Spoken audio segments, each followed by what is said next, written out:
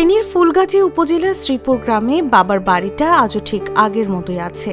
দিঘির পাশে দাঁড়িয়ে থাকা সেই নিম গাছ, ঘরের ভেতরে বসার চেয়ার, ছোট্ট খাট, খাবারের টেবিল, সবকিছু যেন নিঃশব্দে একজন মানুষকে খুঁজছে। নেই শুধু তিনি, নেই বেগম খালেদা জিয়া, অথচ তার স্পর্শ, তার উপস্থিতি ছড়িয়ে আছে বাড়ির প্রতিটি কোণে। 2008 সালে সর্বশেষ বাবার বাড়িতে এসে দাদা সালামত আলী মজুমদারের কবর জিয়ারত করেছিলেন বেগম জিয়া। সেখান থেকেই শুরু করেছিলেন নির্বাচনী প্রচারণা। আজ সেই বাড়িতে নেমে এসেছে গভীর নীরবতা, যেন শব্দ করতেও ভয় পায় স্মৃতিগুলো।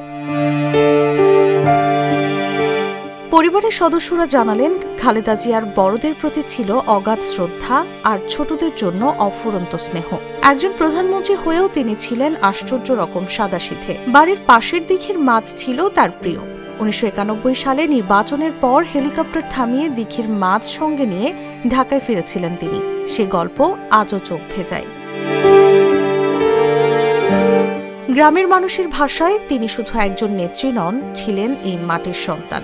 মসজিদ, মাদ্রাসা, স্কুল, কলেজ করে দিয়ে রেখে গেছেন দায়বদ্ধতার চিহ্ন।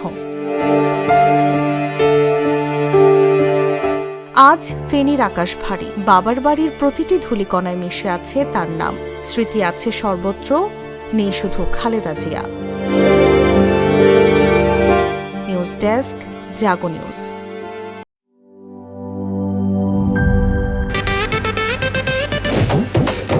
একটা ড্রিঙ্কও আমারে দিবা?